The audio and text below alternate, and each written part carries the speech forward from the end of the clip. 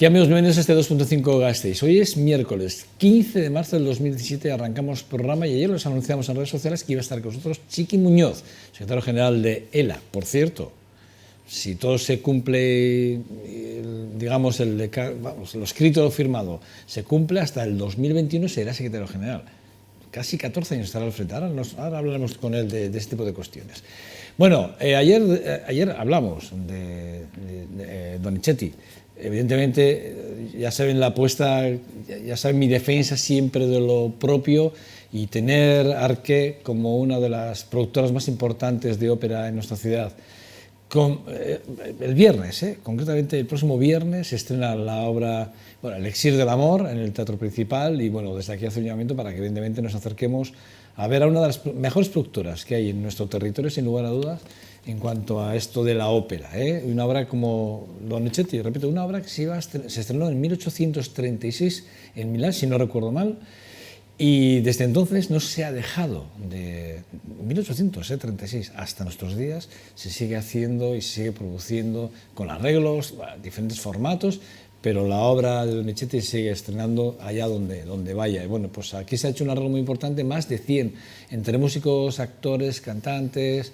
Bueno, pues la verdad, más de 100 personas van a estar encima del escenario. Un escenario que se queda corto, evidentemente, porque ya sabemos que, por ejemplo, creo que van a ser 28 músicos, pero deberían de ser 37 o 38 músicos, que no puede ser porque el foso del Teatro Principal es corto, es pequeño, y no caben todos los músicos. De hecho, la Orquesta Sinfónica de Euskadi a veces viene en un formato más pequeño porque no puede venir a hacer grandes exposiciones o grandes piezas simplemente por este tipo de cuestiones. Bueno, la reforma pendiente del Teatro Principal, ahí la dejamos encima de la mesa. Bueno, pues eso, recuerden, el viernes, próximo día 17, entre 17 viernes y 18 sábado, 8 de la tarde, y el domingo una sesión más familiar para explicar esto de lo que es la ópera a partir de las 7 de la tarde, que creo que sí, quedan muy poquitas entradas ya para esa sesión. Bueno, dicho esto, vaya por delante. Bueno, Chiqui Muñoz, buenos días. ¿Te gusta la ópera, por cierto? Mucho. ¿Sí? ¿Sueles ir a ver, por ejemplo, a Bilbao, a Lavao, a alguna cosa de estas? No, eso es muy caro. Se nos va, ¿no?, de precio, ¿no? Me comentaron que sale 160 euros. 240. Fíjate, pues eso no llega para mí. 240 pagan algunos por ver ópera. Hombre, alguna vez igual sí, pero no puede ser. Pero no tiene nada pero que sí ver, me gusta escucharla, sí. Pues mira, una buena oportunidad de acercarte además a Donizetti, que no sé si conoces la ópera del Elixir del Amor, que es maravillosa. Es la expuesta en la escena del amor en sus términos más mundanos, más de calle, es decir, porque es el desamor, el amor, tal. Bueno, es un poquito. Bueno, la verdad es que yo decía el arranque del programa, en esta pequeña introducción que he hecho, 14 años, cuando acabe el 2021 llevarás 14 años al frente. Me presento para... Porque desde 2007, ¿no? Al frente, creo que estás al frente. Desde el 2008. 2008, y lo que se hace ahora es, el Comité Nacional presenta una lista para ser votada en el Congreso, un equipo de personas, y yo me presento para ser secretario general, lo que no quiere decir que vaya a estar los 4 años. Bueno, por eso he dicho que si todo está medianamente escrito y se cumple, pues en el 2021 deberías dejar el carro. Pero bueno, quiero decir, efectivamente, igual en el 2020 o así dices, o 2019 dices que bueno, ya hasta aquí hemos llegado. Nosotros tenemos unas normas internas que favorecen el relevo en la dirección del sindicato, porque el trabajo sindical es muy exigente y en ese sentido la gente que está en el sindicato, en cualquier puesto, es muy exigente, pero la gente que está traccionando la organización, siempre hemos dado mucha importancia a los relevos generacionales. Y eso hay que trabajarlo. Y para que los relevos se den, los que entran en una determinada edad se tienen que ir. Chiqui, vaya la que hemos montado. Ayer Andoni Ortuzar les pegó un tirón de orejas a Euskal Herria Bildu, bueno, por plegarse a ELA, a tus injerencias políticas de alguna forma, ¿no? Bueno, pero si hace uno un repaso del último mes, encontrará en la hemeroteca reflexiones patronales, por ejemplo, ¿no?, en relación a cosas que deciden los políticos. La patronal Confebask ha salido haciendo una exigencia muy clara en relación al tema impositivo, ¿no? Yo recuerdo que Azpiazu, consejero de Hacienda, dijo que él creía que había margen para subir el impuesto de sociedades porque las empresas pagan poco impuestos, con datos, ¿eh? Sí. y sobre todo las grandes. Y a partir de las declaraciones de Azpiazu sucedió una cosa muy curiosa, ¿no? Porque salió Markel Olano, diputado general de Guipúzcoa, que es del mismo partido, y dijo que de eso nada. Luego salió el presidente de Confebask, Larrañaga, dijo que de eso nada. Luego se reunió el Consejo Vasco de Finanzas, salió el diputado general de Vizcaya, Rementería, dijo que de eso nada, y de eso nada. Entonces, lo que llama la atención es que en un debate tan importante como el presupuestario, fuera del debate presupuestario en política solo queda la retórica. Lo que no entra en ingresos y gastos en un debate presupuestario es muy difícil de acometer, ¿no?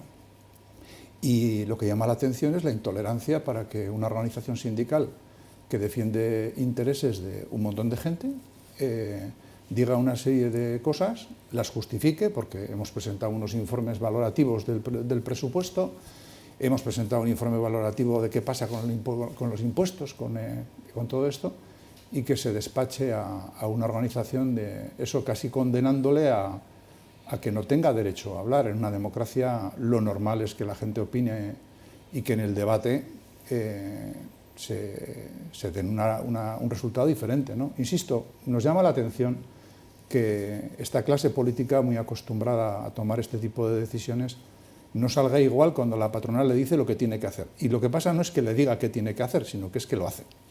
En ese sentido también tú, Euskal Herria Bildu, vosotros Euskal Herria Bildu, desde el ASI también habéis pegado un toque a Euskal Herria Bildu y a Podemos para no plegarse al presupuesto. No, pero no es un toque. No es un toque, no. Nosotros necesitamos en la política, los que intentamos mover sociedad después de una crisis durísima de 8 años donde la gente ha perdido muchísimos derechos laborales y sociales, nosotros necesitamos una dialéctica con la política progresista que juegue en el terreno en el que nosotros no tenemos padre político, no tenemos un padre político que nos diga qué tenemos que hacer, ni queremos decirle a la política lo que tiene que hacer. Ahora, eso sí, lo que sí necesitamos es que exista esa dialéctica en donde lo que trabajamos nosotros, alguien del Parlamento lo recoge y lo defiende, si cree que es que lo tiene que defender, ¿no? Y nosotros lo que hemos hecho es una reflexión, que viene a decir lo siguiente: la fiscalidad vasca tiene menor presión fiscal que la española y 7 puntos menor que la europea. La europea, sí.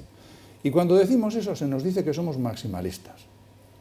Y nosotros decimos, pero vamos a ver, tener la presión fiscal media europea, ¿qué supondría en nuestra sociedad? Y si se hace el análisis de cuáles son los impuestos o qué sucede, porque hay un informe del Parlamento Vasco redactado por 3 catedráticos, lo ha pedido el Parlamento, que dice que en este país, aquí en las 3 haciendas, se puede pensar que hay un fraude fiscal de 3.200 millones de euros.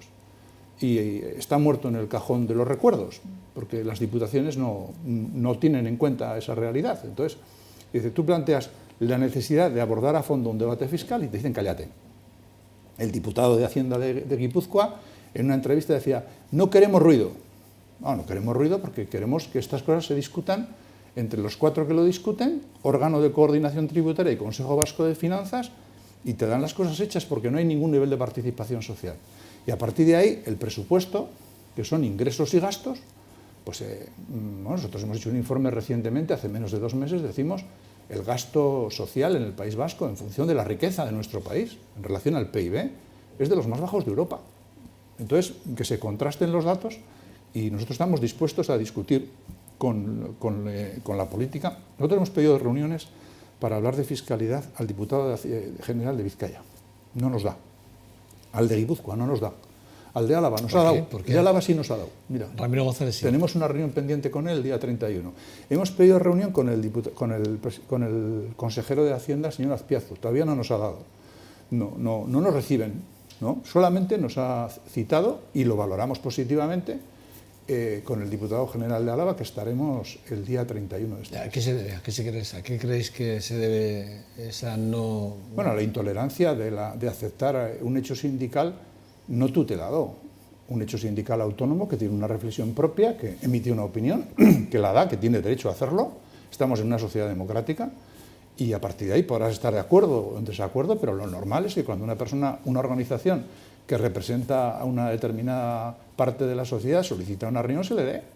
Pero aquí hay un talante político y un componente muy autoritario. La caída de la recaudación realmente va a llevar solapado recortes. Dicen desde el gobierno vasco que no, pero vosotros creéis que sí, porque te he leído en algunos casos que sí, ¿no? Sí, claro. Y además pasa que importante, los recortes se han hecho, o sea, son 3.000 empleos menos en Osakidetza de los que había, en educación otro tanto. Lo que pasa es que los gobiernos cuando saben que están aplicando políticas de ajuste, que no lo dice ELA, lo ha dicho Azpiazu, el presupuesto conlleva política de ajustes, este año y los que vienen. ¿Qué pasa? Que nosotros no queremos que sea así, y planteas la alternativa fiscal, y te dicen, no, eso no se toca, ¿no? En ese sentido. Entonces, ¿qué hace el gobierno para que la gente no perciba que son ajustes? Bueno, pues le llama, y así lo dijo en una rueda de prensa Erkoreka como portavoz del gobierno, un día dijo, no hemos cumplido la previsión de recaudación y habrá recortes, y el entonces consejero de Hacienda, Gachaga-Echeverría, salió al día siguiente y dijo, no, no va a haber recortes, va a haber inejecución de gasto. ¿Y eso qué es? Pues eso es un eufemismo para hacer recortes. ¿Dónde están aplicando los recortes? En las licitaciones, por ejemplo, ¿no? Si tú tienes una obra presupuestada en 100 y la sacas en 60, que es lo que están haciendo, pues la derivada de eso, más allá de calidades en construcción, es que la gente que entra, nuestra gente que entra a trabajar ahí, le están aplicando salarios de 5 euros la hora. Y nosotros conocemos en obras públicas trabajadores que vienen desde Cáceres el lunes en una furgoneta hasta Hernani a trabajar, están 11 horas al día trabajando, a 5 euros la hora. Entonces, de esas realidades, para que sean noticia, ¿qué tenemos que hacer?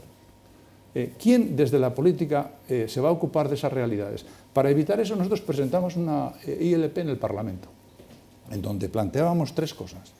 El derecho de subrogación laboral, para que si cambiabas de empresa no te echaran a la calle, la aplicación de un convenio y para que si aparecían empresas piratas se les sancionara. Nos la tumbaron el PP, el PSOE y el PNV, los 3. Y la explicación que se nos dio, digo por eso del talante político al que me estoy refiriendo, que es muy autoritario. Claro, pasa que en este mundo, como tenemos a Trump, parece que todos los demás son buenos, pero a nosotros nos preocupa el autoritarismo de aquí. A nosotros se nos dijo que la ILP podía haber sido mucho mejor de lo que fue, pero que a ELA no se le va a dar porque no le gusta la crítica política que hace a la acción de gobierno. Y claro, bajo esa premisa, aquí hay 2 debates. Uno es si el poder político y económico acepta el derecho de una organización autónoma que se financia con sus cotas a emitir opinión, a plantear propuestas y a defender a su gente. Ese es el primer debate que el poder político vasco tiene que superar. Y el segundo es poder hablar de contenidos. Pero si cuando vas a hablar de contenidos te dicen que no hablan contigo porque no le gusta la acción de gobierno, pues esa es la relación que tenemos con este gobierno, ¿no? ¿Cuál es ahora mismo, digamos, la calidad sindical que hay en el País Vasco? Bueno, para quien la conoce, yo tengo que decir, yo estoy orgulloso, depende de donde te metas, ¿no? Porque hay una frase hecha, dice que el movimiento sindical está de capa caída. No, yo no veo que esté de capa caída, ¿no? Nosotros ahora tenemos un conflicto en las residencias de Vizcaya, 5.000 mujeres, la mayoría son mujeres, 90 y tantos % de la gente que está trabajando. Sí, acabamos de hacer el 8 de marzo, hicimos un acto con ellas. Yo cuando estoy con esa gente que está peleando porque quiere llevarse 1.200 euros a casa, ¿no? Y te cuentan en qué condiciones están trabajando y casi no pueden hacer huelga porque les han puesto unos servicios mínimos del 80%, ¿no? En ese sentido, pues yo digo, el hecho sindical, en función de que llegues, en función de que organices a la gente, de que le generes conciencia y le empoderes, el hecho sindical es muy efectivo. Ahora, claro, ese trabajo es ingente, es muy difícil, porque en esta coyuntura las reformas no solamente han deteriorado derechos laborales, han creado una gran masa de desempleados y desempleadas que ejerce de disciplina social. Y el poder es más poder cuando mete miedo. Y salvar el miedo o se salva de modo colectivo o no es difícil, ¿no? Cuando tú organizas a la gente y como el reflejo que estoy diciendo de residencias, pues tienes otro montón de situaciones por ahí donde tú has conseguido, el sindicato ha conseguido, militantes, los militantes del sindicato han conseguido organizar a la gente y logras cosas importantes. Mira, yo hace poco estuve en una jornada de sindicatos internacional fuera, en Viena, y el representante de un sindicato americano, la FLCIO, analizaba las elecciones después del triunfo de Trump y decía, en Michigan Wisconsin y Pensilvania, hace 25 años, el sindicalismo americano tenía casi un 30% de representación. Ahora tiene un 7%. Y analizaba el resultado de las elecciones, de que haya ganado Trump, y hacía una conexión entre la pérdida de influencia del movimiento sindical, porque Reagan y los demás han ido a atacar al movimiento sindical, y decía, cuando se deteriora el movimiento sindical hay que analizar el coste de una sociedad sin equilibrios, sin contrapesos, sin fuerza sindical. Eso hay que analizarlo laboralmente, hay que analizarlo socialmente y hay que analizarlo políticamente. Y ella decía, en esos 3 estados ha ganado Trump. Pero, por ejemplo, y eran históricos de los demócratas. Pero, por ejemplo, una cosa que choca, hablando de la unidad sindical, no existe. Porque él puede hacer su guerra. Tiene sus frentes, LAB tiene los suyos, UGT los suyos, Comisión los suyos, SECACUIS, etcétera, etcétera. Todos tienen, pero no hay una unidad. No acaba habiendo una unidad, ¿no? Porque al final yo creo que donde está la presión es cuando realmente todos los sindicatos a una, ¿no?, pelean. Sí. Hablemos de los convenios, por ejemplo, ¿no? Si todos estamos a unas, ¿no?, ahí, si el margen de, digamos, de fricción es el que es, el mínimo posible. Pero tú haces el esfuerzo mayor del mundo para que en ese sector, por ejemplo, residencias, ¿no? Por ejemplo. ¿Y por qué estamos solos? Yo lo pregunto, ¿y por qué estamos solos? Sí, porque el problema de las trabajadoras, yo entiendo que la representación sindical no solo será de ELA, tendrá más participación sindical. Está comisiones, está UGT y en la huelga solo está ¿Por qué estáis solos? Pues voy a preguntarle a los demás, ¿por qué? Yo tengo una explicación, pero yo creo que más allá de la retórica de describir la realidad del mundo precario, cuando tú tienes enfrente una patronal que se resiste numantinamente a dignificar las condiciones de trabajo, hay que hablar de precariedad y de instrumentos para la lucha.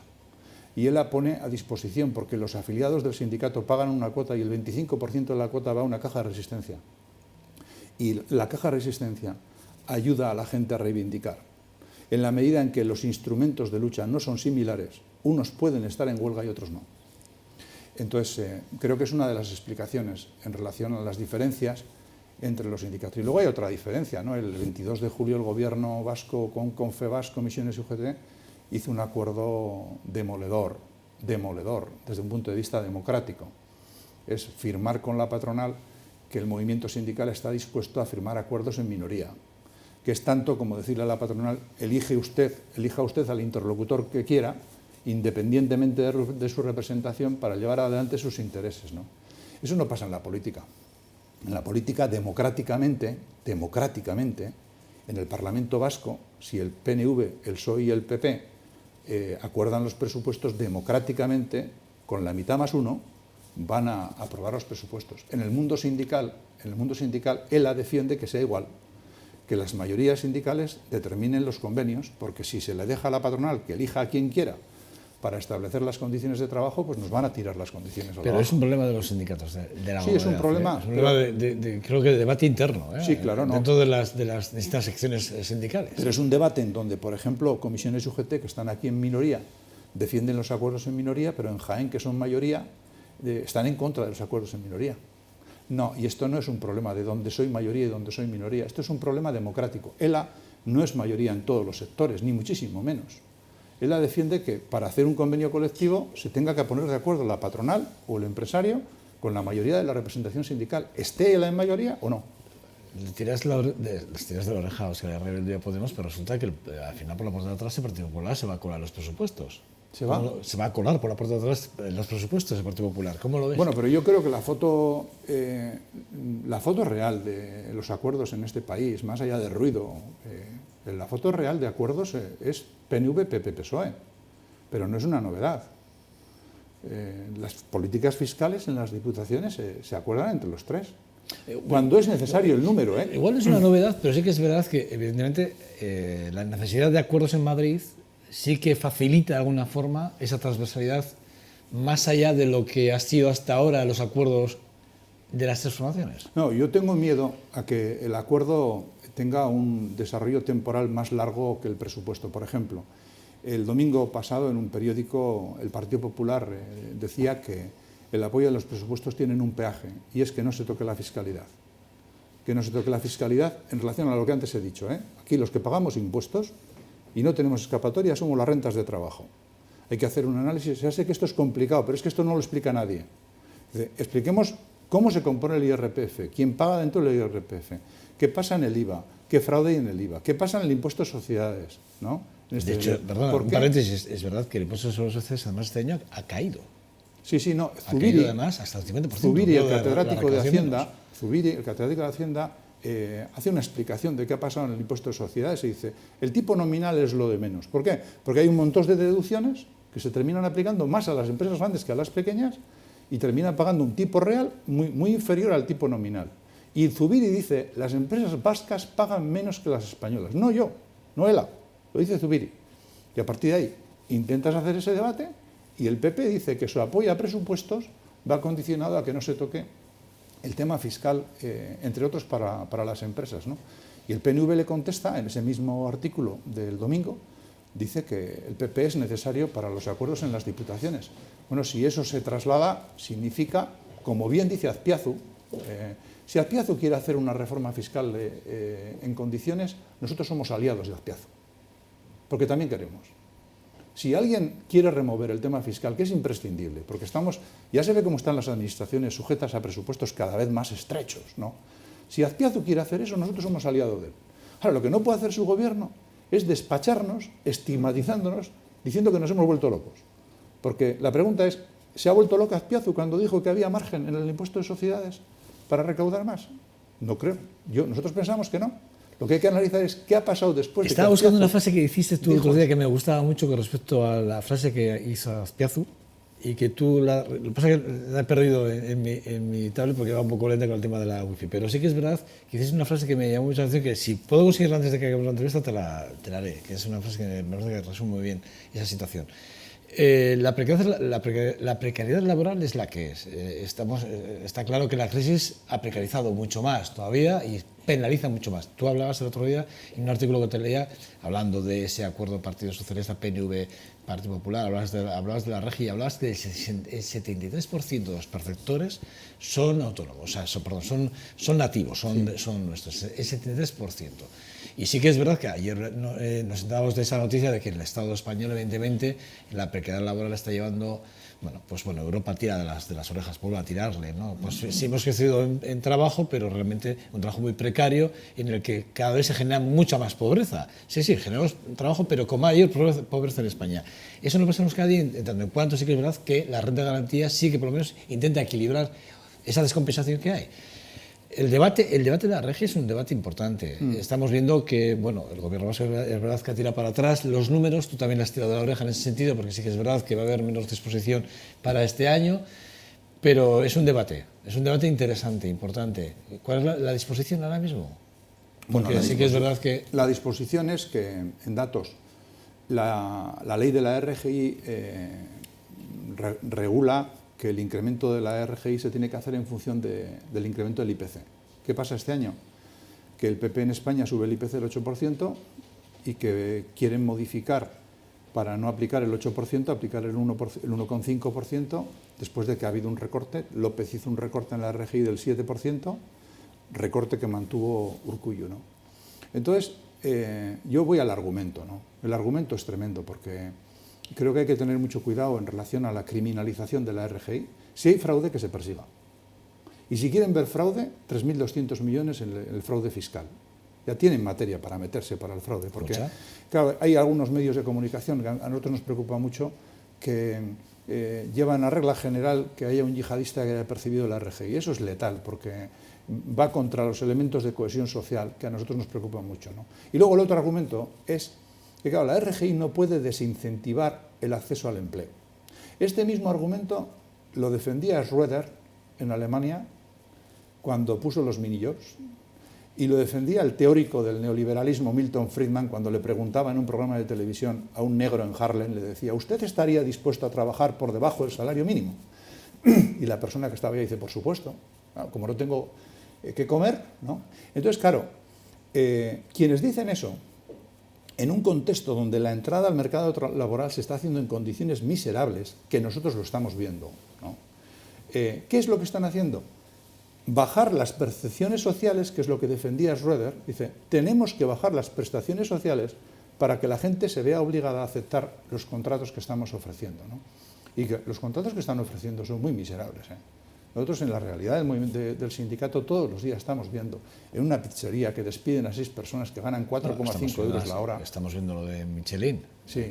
Los 130 contratos de Michelin. Pero son contratos en fraude de ley. Sí, bueno, pues no, yo ahora estoy hablando... De los de precarios. Sí, estoy hablando del nivel de precariedad, a qué niveles está llegando, ¿no? Entonces, claro, si tú... la RGI, claro que tiene relación con los niveles salariales, pero en una sociedad democrática donde se quiere cohesión social, si no se quiere que los salarios vayan a la baja, evidentemente la RGI significa un freno, ¿no?, en ese sentido. Y a partir de ahí lo que tiene que hacer la Administración es poner controles para que quien no tenga que cobrar la RGI no la cobre, pero no criminalizar la prestación porque hay personas que no la cobran, ¿no? El 20 y tantos % de los que perciben RGI trabajan. ¿Por qué? Porque su salario no les da, no llega a la RGI. El 25% que cobra RGI son pensionistas. ¿Por qué? Porque son pensiones muy pobres. De 300 euros. Y el 75% son gente nacida aquí, ¿no? Y desde luego tú te das una vuelta por Europa en relación a cómo están determinados barrios y creo que hay que también extraer una conclusión, ¿no? Estas políticas de ajuste que desestructuran la sociedad son responsables de que en 10 países europeos el primer partido sea un partido de extrema derecha. Hoy son elecciones en Holanda. Sí.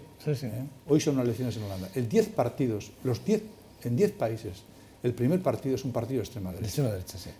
Claro, yo creo que la derecha más reaccionaria, hace poco leía un artículo de la FAES, que es la fundación del Partido Popular, y el titular decía, los gobiernos tienen que dejar de esconder la ideología. Digo, bueno, está bien que la derecha diga eso, ¿no?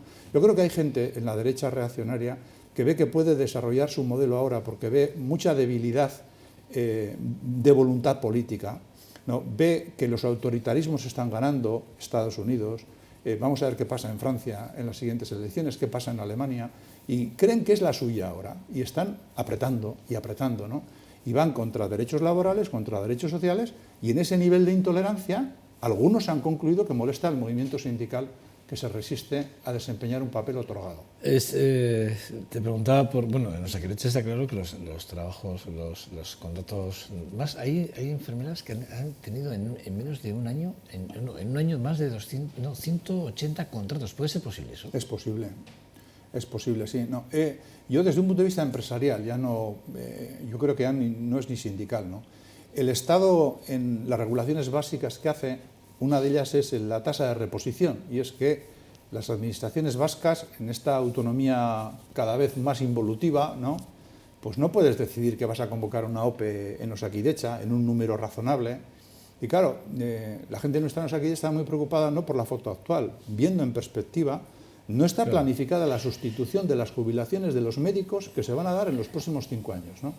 Entonces, si te ves limitado por el cumplimiento de esa tasa de reposición, ¿qué es lo que está sucediendo? Que los eventuales e interinos están creciendo, ¿no?, y la plantilla estable cada vez es más reducida. Un modelo de empresa, en este caso pública, no se puede concebir con una plantilla con esa naturaleza. La última pregunta, ya os doy la palabra, ¿eh? La última pregunta, pero detrás del titular de Bosch pone en venta la planta de planchas en Vitoria-Gasteiz, ¿qué hay detrás de ese titular? No conozco el caso. El caso es que están buscando comprador para vender la fábrica, no quieren cerrarla porque realmente además son líderes de ventas ahora mismo a nivel casi mundial, es decir, están vendiendo una cantidad, de hecho creo que cambiaban ahora una nueva plataforma, bueno, no sé. Pero el caso es que sí, que quieren vender una empresa que es muy rentable y están buscando un comprador, pero lo están anunciando. Eso no puede ser. Digo, no hay nada detrás, no se sospecha nada detrás. En algunas ventas que se han producido de empresas que tenían muy buena producción, en este mercado globalizado, algunos de los compradores lo que compran no es una empresa para producir, compran un mercado. Compro empresa, cierro y me quedo con la cuota de mercado.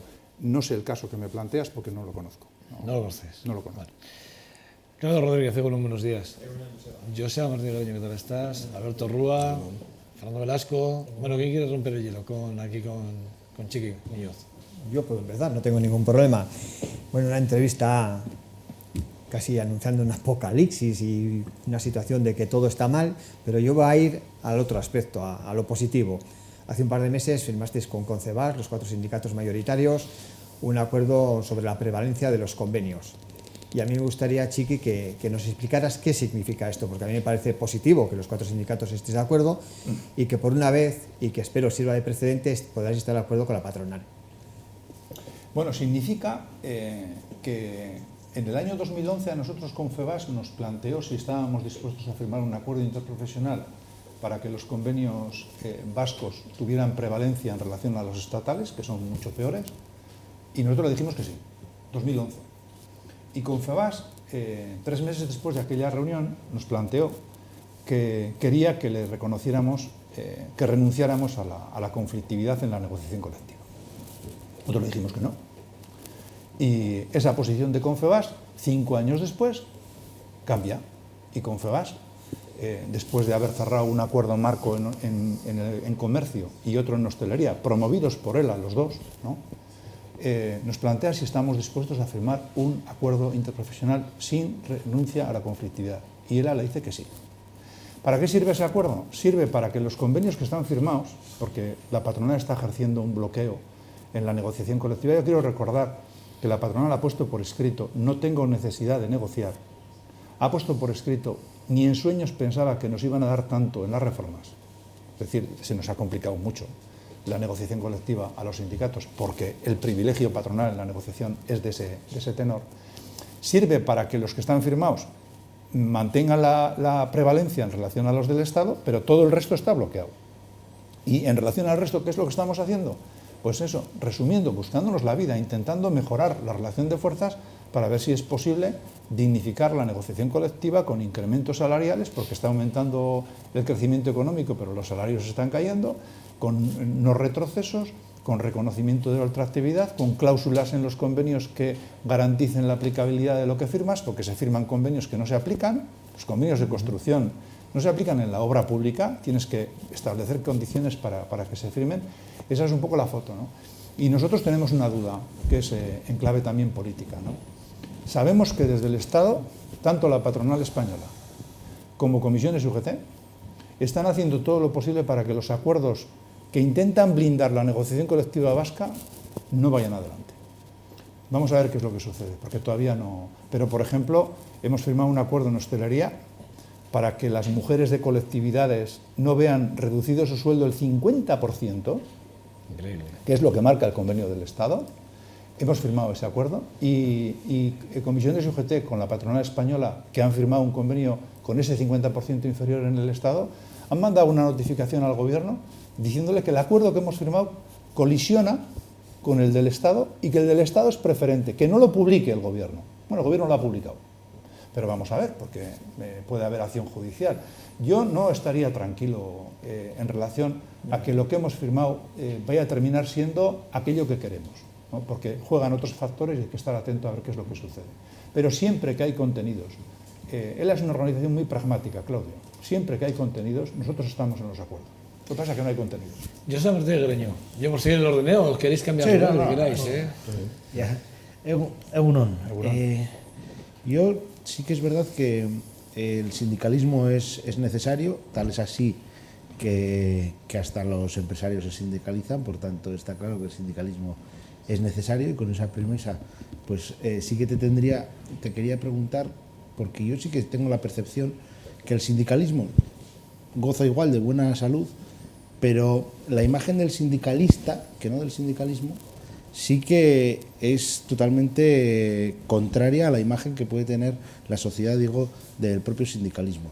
¿No creéis vosotros que algo se estará haciendo mal o algo habría que cambiar, o un poco de autocrítica, porque la imagen del sindicalista en concreto en la sociedad pues no tiene no creo que goce de una muy buena imagen con respecto pues igual a otros? Y no solo eso, sino que está claro que con una crisis tan galopante que ha habido, evidentemente si el sindicalismo y los sindicalistas hubieran tenido un peso grandioso, estaríamos en la calle un día sí otro también, y no ha sido así, ¿no?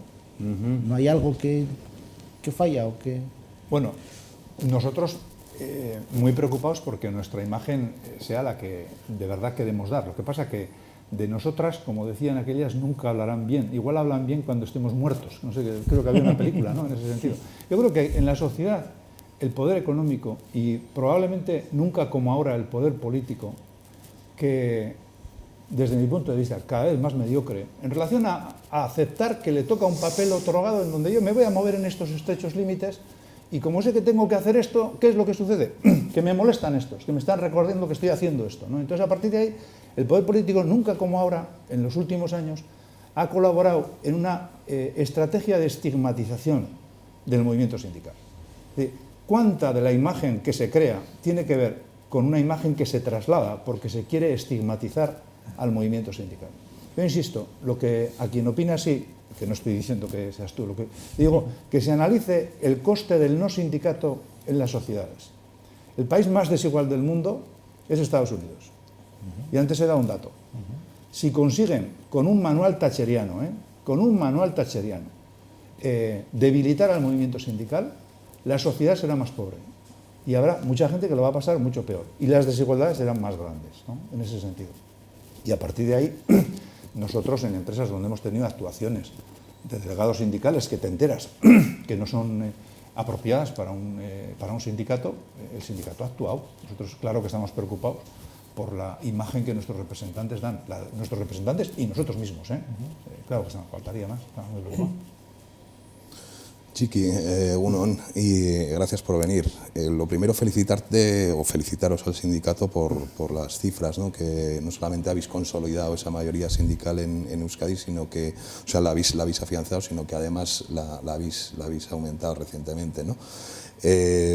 Vamos a ver, ¿qué opinión te merece cuando vemos que el PNV, por ejemplo, que Urkullu lleva en el programa, que quiere hacer una Euskadi más social, más igualitaria, cuando estamos viendo las cifras que estamos viendo de precariedad en la administración y cuando hay casos sangrantes, por ejemplo, el que habéis denunciado, que dentro de poco, no sé si habéis realizado la reunión con Emakunde respecto a la pediatra y a la otra mujer que no se les ha renovado ni ofertado los puestos de trabajo al que tendrían derecho por lista, por estar embarazadas.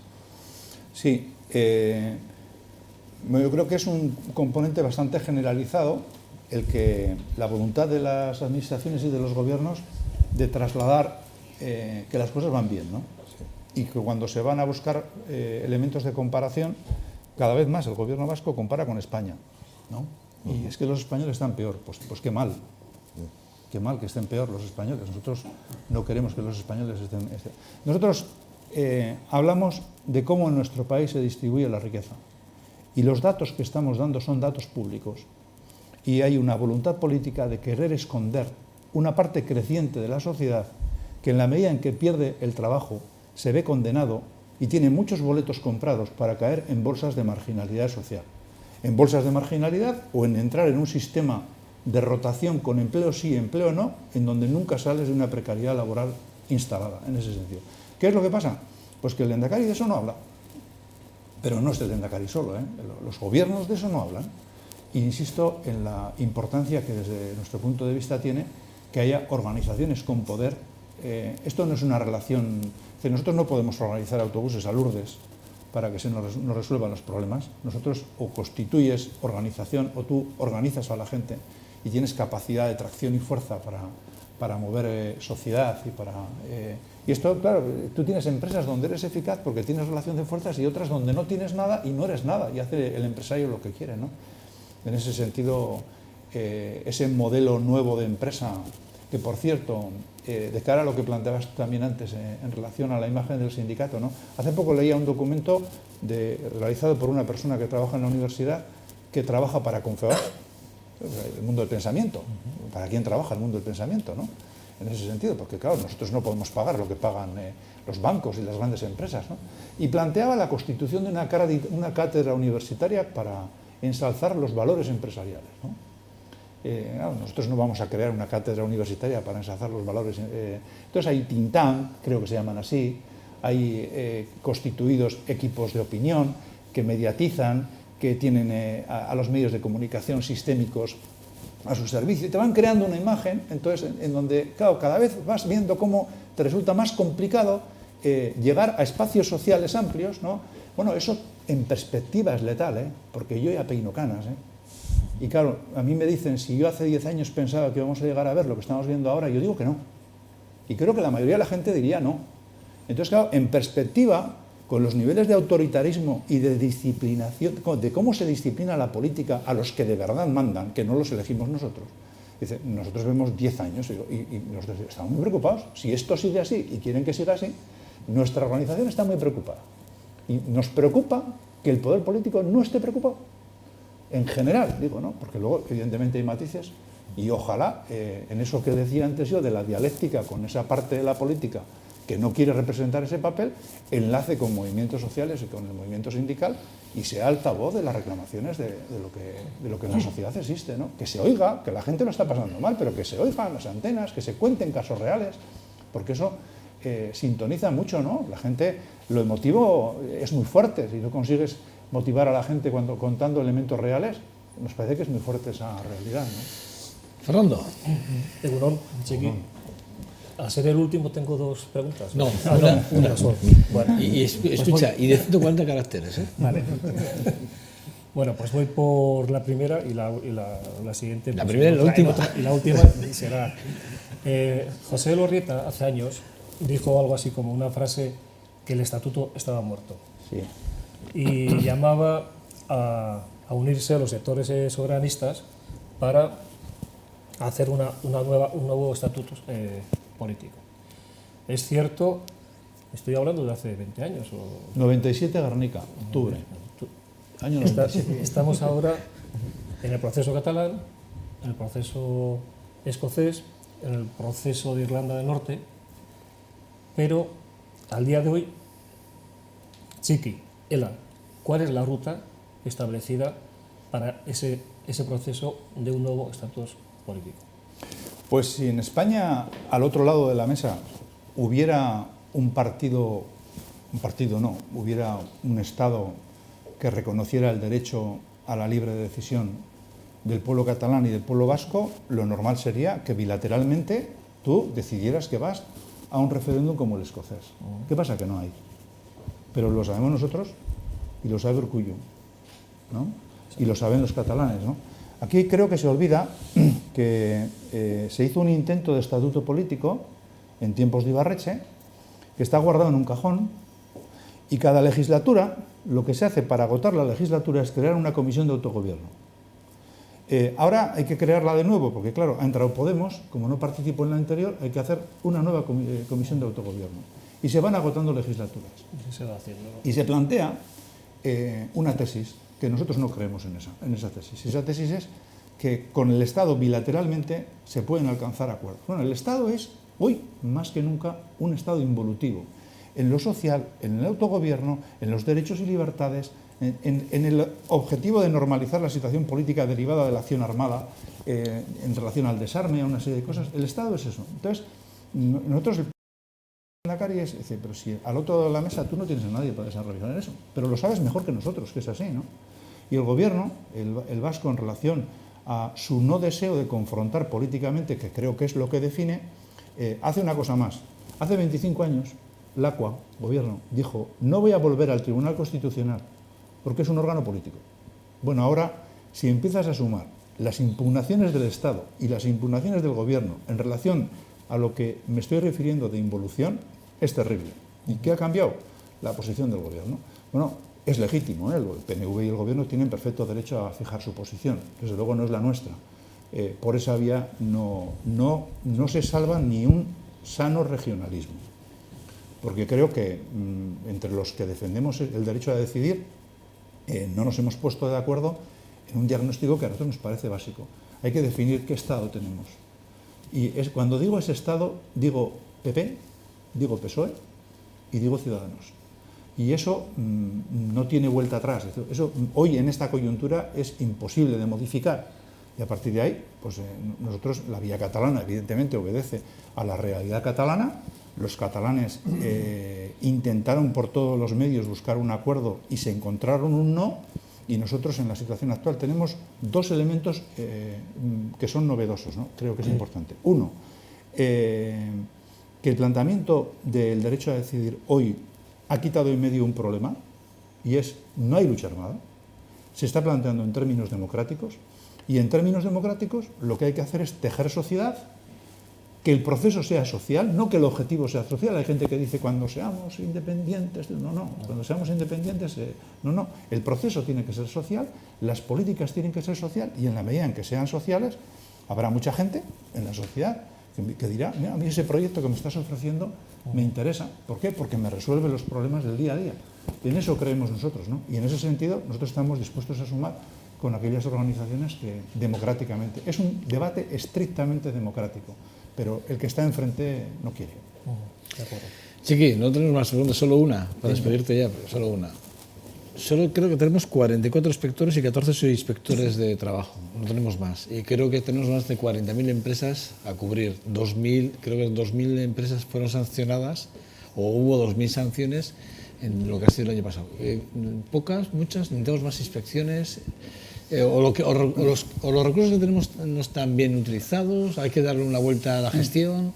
No, el fraude en la contratación y sobre todo el fraude en la contratación a tiempo parcial que tiene cara de mujer es tremendo, el que existe. El 70% de los 130.000 contratos ahora mismo son mujeres, por cierto. Sí. Es un dato que tener en cuenta. ¿Qué sucede? Suceden dos cosas. Una, que quien está contratado en fraude no reclama, porque si reclamas te echan y tienen a otro para meter.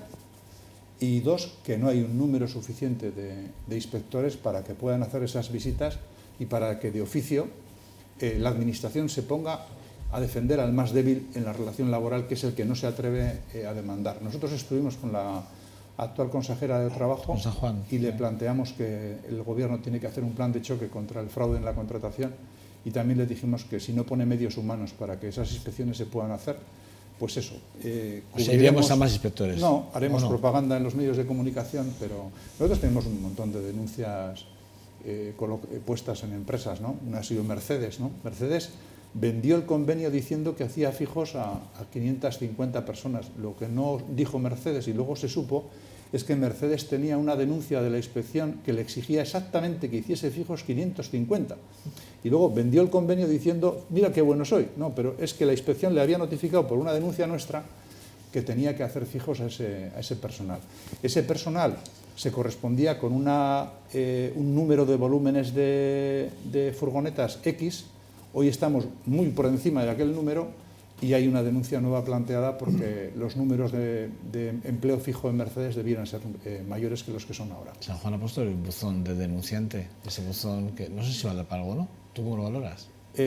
Yo confío mucho más en que cuando le damos denuncias, que le estamos dando denuncias, actúe. Y hay algunas empresas en este país que notamos una cierta prevención por parte del poder político para actuar contra ellas, que contratan en fraude de ley.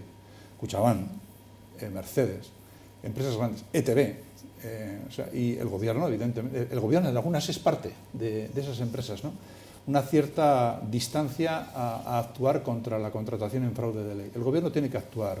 Es plan de choque y medios para hacer posible que la gente que no se atreve a demandar, a denunciar porque no quiere irse a la calle, y es muy entendible, sus condiciones de trabajo puedan ser dignas. Chiqui Muñoz, secretario general de ELA, es que te casco. Un placer. Un lujo, ¿eh? Se puede ser claro, se puede decir más alto, más claro, pero bueno, siempre claro. Es que el poco tiempo que estás tienes que aprovechar, ¿no? Bueno, ya hemos estado un ratito, ¿eh? No creas, ya hemos estado un ratito, ¿eh? Ya hemos estado un ratito, gracias, vale. Bueno, hacemos una pequeña pausa, despedimos a Chiqui Muñoz y nada, entramos en debate. Hasta ahora.